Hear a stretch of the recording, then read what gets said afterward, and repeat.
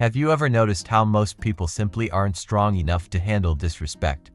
They either completely shut down, withdrawing into themselves like a frightened child, or they explode uncontrollably, reacting like kids who can't manage their emotions. But what if you learn to stay cold, calm, and calculated in those moments? Imagine the power of making rude people look like clowns without ever raising your voice, because sometimes silence cuts deeper than any shouted insult ever could. Confidence has this rare ability to embarrass cowards without a single word spoken. In today's video, I'm going to reveal 40 effective ways you can defend yourself with dignity and strength without ever lowering your standards or stooping to their level. This isn't about fighting fire with fire. It's about rising above, staying composed, and letting your calmness become your weapon. By the way, if you're someone who enjoys deep, thought-provoking insights on stoicism, self-improvement, and the art of navigating life with wisdom, then you're going to love my free daily newsletter. Every day, I share powerful lessons, sometimes controversial truths, and practical strategies that help you level up your mindset and transform your life, all for free. Now, let's get into one of the most important lessons. When someone is rude to you, your immediate reaction is often to snap back. You feel the urge to cut them down with harsh words, humiliate them, and match their low energy or even surpass it. But here's the reality. When you explode in anger, you lose control, and with control lost, you lose the upper hand. What if, instead, you stayed calm and responded with a line so elegant and piercing that it lingers in their mind like a permanent tattoo? That's how you win effortlessly, not by shouting, but by mastering your silence and words. Let me take you back a few years. I was working on a corporate team with a guy like that, you know the type. A condescending voice, a permanent smirk, constantly correcting others just to assert his superiority. Let's call him Mark. Every meeting, Mark had some rude comment ready to throw at anyone, interrupting mid-sentence with snide remarks like, "That's not accurate," or "Did you even read the brief?" Always just loud enough so the boss could hear. For weeks, I said nothing. I let it slide, choosing to ignore him. Then, one day, he tried it on me. I was calmly and confidently presenting an idea when he suddenly blurted out, "Well, that's one way to look at it, I guess." Everyone turned to me, waiting for my reaction. I smiled, looked directly at him, and replied softly, "It's better to remain silent and be thought a fool than to speak and remove all doubt." Then, without missing a beat, I went right back to my presentation. No extra energy, no visible emotion, just calm, steady focus. The silence that filled the room afterward was deafening. Mark didn't utter a single word for the rest of the meeting. He avoided eye contact completely, as if trying to disappear into the background. And just like that, the entire energy in the room shifted dramatically. That's the undeniable power of a well-placed quote. You see, rude people want one thing above all. They want you to lose control. They feed on your frustration and anger like fuel to their fire. But when you respond with something timeless and thoughtful, something that sounds intellectual but lands like a gut punch, you completely flip the script on them. And no, this isn't about being passive-aggressive. This is precision warfare, a calculated move to defend your dignity without stooping low. Here are a few of my favorite quotes I always keep tucked away in my back pocket for those moments when someone's testing me. Small minds disgust people. Drop this when someone tries to gossip about you right to your face. It's sharp and leaves no room for nonsense. Don't argue with fools. They'll drag you down to their level and beat you with experience. When someone is clearly begging for a fight, this reminds you it's a battle not worth entering. If you sense jealousy hidden behind sarcasm, try this cold, final line. Your opinion of me is none of my business. It's beautifully indifferent and shuts down further provocation immediately. And when you encounter those who just love to hear themselves talk, use, "Some people talk because they have something to say. Others talk because they just like the sound of their own voice." It's one of the most savage, yet wise rebuttals you can deliver. One of my personal favorites is, "Never wrestle with pigs. You both get dirty, and the pig likes it." This is brutally honest and effective, but the key is in your delivery. Never say it in anger. Say it calmly, like you're offering a lesson, trying to help the other person become better. Because when you stay calm and composed, while they get rattled and unsettled, everyone notices the shift. Most people think quoting something wise is a sign of weakness. Ironically, Those same people are the ones who argue for 20 minutes straight and still walk away looking foolish. A well-timed quote isn't soft, it's lethal. It forces your opponent to sit with the uncomfortable truth. And there's simply no comeback to truth. Want to shut someone down without saying too much? Say just enough, and make sure it stings like hell. Now, here's an uncomfortable but crucial truth. Rude people already know they're being rude. They're not confused, and they're not just joking. What they're really doing is testing you, testing your self-respect and boundaries to see exactly how much they can get away with. And the truth is, most people fail that test. They don't firmly draw a clear line, or worse, they draw it, but then erase it the moment someone crosses over it. Let me break it down for you with a real experience I had a few years ago. I was part of a friend group where there was this one guy, let's call him Jake, who loved to be the center of attention. To achieve that, he would constantly take subtle shots at people in the group, especially me. His digs were nothing brutal, just casual little jabs, the kind that slip by unnoticed if you're not paying attention. Oh, look who finally showed up on time. Hey man, do you even lift anymore? Things said with a smile, but clearly designed to make you feel smaller, less important. At first, I laughed along, not wanting to seem too sensitive or create drama. The second time, I brushed it off again, but by the third time, it stopped feeling like a harmless joke and more like a clear pattern. So I waited for the right moment, waited until it was just him and me alone. I looked him dead in the eyes and said calmly, "Listen, man. I'm not mad, but I don't joke like that. And I don't let people joke like that about me. If it happens again, you won't see me around." There was no shouting, no anger, just calm finality, a boundary firmly set. You know what happened? He blinked, paused, and said, "Oh, all right, man. I didn't mean anything by it." And you know what? It never happened again. Why? Because I said it once with confidence and with real consequence.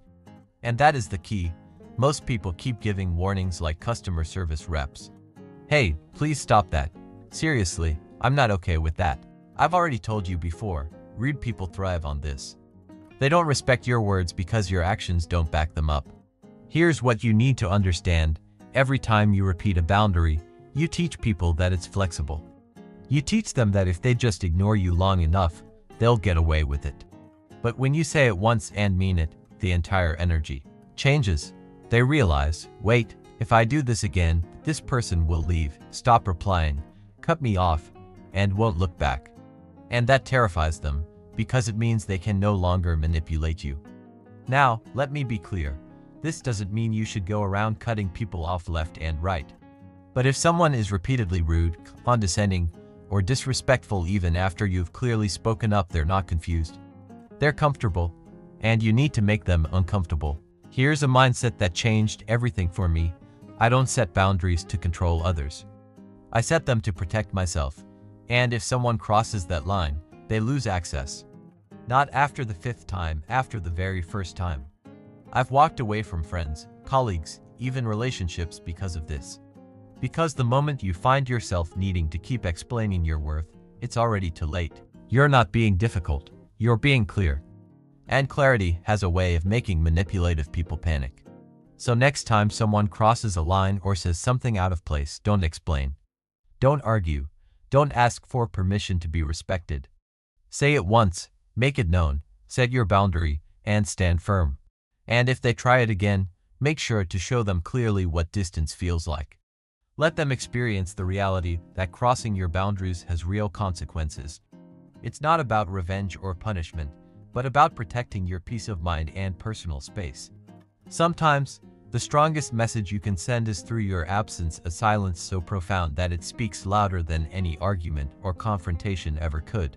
Next, say this simple yet incredibly powerful phrase: it's okay.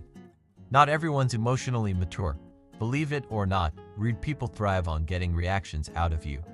Let's be honest, they live for that moment when your face changes, when your voice sharpens, or when your tone becomes defensive and shaky.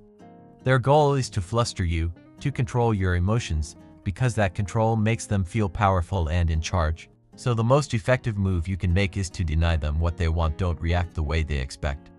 Instead, respond with a line so calm, so composed, and so disarmingly brutal, it shuts down the entire situation immediately.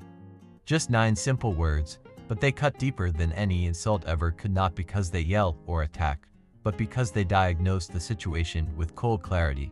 Let me share a story from my corporate days to illustrate this. There was a guy in another department who absolutely loved interrupting people during meetings, especially women or those who spoke softly. He always had a sarcastic comment ready, like a sharpened blade waiting to cut others down. One day, during a strategy call, a colleague was presenting a new initiative. Mid-sentence, this guy abruptly cut her off, saying, "Wow, that's a bold take. Are we trying to win awards for the weirdest ideas now?" The room filled with awkward laughter, but she looked clearly hurt. Before anyone else could intervene, I calmly turned to him and said, "Hey, it's okay. I get it. Not everyone's emotionally mature enough to let other people speak." The entire room went silent. He chuckled awkwardly, pretending not to care, but he didn't say another word for the remainder of the meeting. Why? Because he expected conflict and drama. Instead, he was met with calm, clear authority, and he simply didn't know how to respond. That's the incredible power of this line. It flips the dynamic completely. Instead of being on the defensive, you become the one analyzing the situation, assessing the behavior calmly. This is dominance through detachment. Now, to be perfectly honest with you, some people will call this passive-aggressive. But it's not. It's deliberate, intentional. You're not insulting anyone's intelligence, appearance, or status. You're making a straightforward observation. Not everyone is emotionally mature enough to engage in adult conversations with respect. If someone is rude, reactive, or disrespectful, you don't have to lower yourself to their level just to get heard. Instead, you rise above it all and let them wrestle with their own immaturity and emotional shortcomings. I personally used this exact line once in a personal relationship. We were having a disagreement, but instead of having a mature discussion, she resorted to emotional sabotage, dragging up past mistakes I had already apologized for, issues we thought we had left behind. I calmly said, "I'm here to work through this. But if your way of handling disagreement is emotional sabotage, it's okay. Not everyone's emotionally mature, but I won't entertain that behavior." You know what she said? Nothing. Because when you hold up a mirror with neutral, calm energy, people either rise to meet your level or they crumble under the reflection. Here's why this works so powerfully. Most rude people are deeply insecure. They pretend to be confident, but their behavior is just emotional immaturity disguised as arrogance. They never learned how to set or respect boundaries without resorting to aggression or manipulation. They never learned how to disagree without showing disrespect. They never learned the skill of saying, "I'm hurt," without turning it into a character assassination, a personal attack that cuts deeper than necessary. So when you calmly call out their behavior, they become confused, unsure how to react. Here's a psychological truth. When someone behaves with emotional immaturity and you maintain your emotional composure, you win the interaction every single time. But it's not only in that moment. Everyone watching will remember how grounded you are. You become the person who controls the tone of the room, the one who sets the emotional temperature. That kind of calm authority is magnetic and disarming. So here's what you do next time someone throws passive aggression or sarcastic remarks your way. Don't argue. Don't roll your eyes. Don't show any signs of being upset or surprised. Just nod gently, maybe even give a small smile, and say, "It's okay. Not everyone's emotionally mature." Then simply walk away without looking back. That message will resonate more powerfully than any assault they could ever throw. That, my friend, is what real self-respect looks like in action. Now, the fourth strategy: use short, sharp replies. If there's one thing that completely disarms rude people, it's brevity. They want drama. They want long, drawn-out paragraphs full of emotion. They want to provoke a monologue that feeds their need for chaos. But when you respond with short, precise answers, you starve them of the emotional fuel they crave. Simple replies like, "Okay, noted," "Cool," sounds emotional. "If you say so," "Sure," or "Interesting" are incredibly effective. Some might label this behavior as passive-aggressive, but it's not. It's energy-efficient communication. It's a way to disengage without escalating. It's like a shield that protects you from their attempts to drag you into pointless drama. Let me share a story that forever changed how I handle disrespect. Years ago, I had a so-called friend, and I say that very loosely, who loved taking shots at people in group settings. Always with sarcastic, backhanded compliments disguised as jokes. One day, I walked into a gathering, and he loudly declared, "Oh, look, mister, I don't have time for anyone." Finally showed up. Must be a special occasion. Normally, the old me would have fired back with some explanation, something like, "Man, I've just been super busy. Didn't mean to ignore you guys, it's nothing personal." But this time, I did something different. I simply looked at him, smiled, and said, "Interesting." Then I turned away and joined another conversation on the other side of the room. He was left standing there, his smirk fading, replaced by visible confusion. Why? Because I refused to feed his bait. He threw it, but I didn't bite. That's the power of short replies. They're sharp and surgical. They clearly communicate, "I'm not playing your game." Let me tell you about another experience. Once, a coworker sent me a snarky email questioning my work ethic, loaded with passive-aggressive digs like, "Maybe if you found time to actually review the files, we wouldn't be stuck." Now, a typical response would have been to defend myself, explaining the timeline, pointing fingers back, maybe even arguing. But instead, I replied with just 3 simple words: "Thanks for sharing. That was it." Do you see what happened there? They wrote a mini essay full of passive-aggressive digs, hoping to provoke a reaction from me. And all they got back was a shrug expressed in text form. They were trying to emotionally engage me, to get me on the dance floor of conflict. But I didn't even step onto that floor. You see, rude people crave attention, not resolution. They want to provoke, not communicate. And the moment you truly understand this, your replies stop being reactions, they become deliberate tools. Here's what short replies do. They give you control over the pace of the interaction. They clearly send the message, "You don't get access to my emotions just because you're loud." And people hate that. They hate being denied emotional access to someone they're trying to manipulate. Now, this approach is controversial because some believe short replies come off as cold or uncaring. But let's be honest, when someone is rude, do they really deserve your warmth? We're not here to babysit bad behavior. We're here to protect our peace and emotional well-being. You don't have to be rude in return. You don't have to argue or educate. All you need to do is reply minimally. "Cool. All right. Hope that works out. Take care. Okay. Then. That's enough." You're not obligated to bleed your emotional energy just because someone else lacks self-control. This is what true emotional discipline looks like, knowing what deserves your full response and what only warrants a word or two.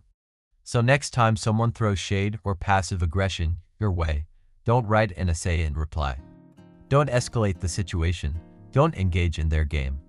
Just hit them with a short, sharp reply, then watch as the silence that follows speaks volumes for you. Now, the 5th and final point: walking away isn't weakness. It's a power move. Let me say that again loudly and clearly. Walking away is not a sign of weakness.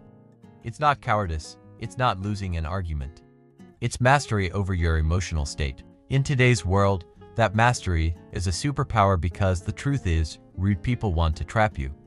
They want to drag you into the mud, create a scene, make you yell back. Because when you react emotionally, they're in control. Walking away destroys that control. Let me take you back to one of the first times I learned this the hard way. I was at a dinner party. Things were going smoothly at first, until one guy at the table, a self-declared truth teller, suddenly started targeting me out of nowhere. He mocked the way I spoke, undermined my opinions, all while wearing that smug, condescending tone that people like him treat like a signature scent. Old me would have clapped back. I would have made the whole table uncomfortable. I would have gotten into a war of words, trying to win. But this time, I didn't. I stood up, looked him dead in the eye, and said calmly, "Hey, I didn't come here for this energy. I'm stepping out." Then I left calm, composed, no yelling, no drama, just a clear, confident exit. The next day, 2 people from that table messaged me saying, "Honestly, you handled that like a king. You said far more by simply walking away than any words you could have possibly spoken." Because here's the unvarnished truth. When you walk away, you change the entire narrative. You stop being a participant in the chaos and become the calm observer, someone who chooses peace over performance, who values their emotional well-being above all else. Now, some people will call this running away. But those are often the very same people who stay trapped in toxic relationships for years, just to prove to themselves and others that they're strong. Let me ask you this: what's actually stronger? Screaming back and wasting your precious mental energy on pointless conflict? Or knowing your self-worth so deeply that you don't feel the need to prove anything to anyone? Exactly. Here's the most controversial truth of all. Sometimes, rude people escalate their behavior precisely because they know you'll stay. They know you'll argue, try to fix things, and engage with their toxicity. But when you walk away, you become unpredictable, and unpredictable people earn respect, and yes, even fear. You teach them that your presence is a privilege, not a right. That they cannot treat you like garbage and expect unlimited access to your time and emotions. I've walked away from friendships, from family arguments, toxic clients, and disrespectful bosses. And every time, something powerful happened. Either they changed how they treated me, or they stayed the same and I was no longer around to suffer their toxicity. You don't need to explain your exit. You don't need to warn them beforehand. You don't need to write a long, dramatic message or post some cryptic quote on social media. Sometimes, the best move is silence. Simply leave and let them wonder. Because people remember silence far longer than noise. Walking away is a move of emotional wealth. It says, I'm not desperate for your validation. I don't need to win you over. I value my peace far more than proving a point. And that kind of power is transformative. Look, not every battle is yours to fight. Not every insult deserves a response. Not every rude person deserves a performance from you. Sometimes, the highest form of self-respect is not responding at all.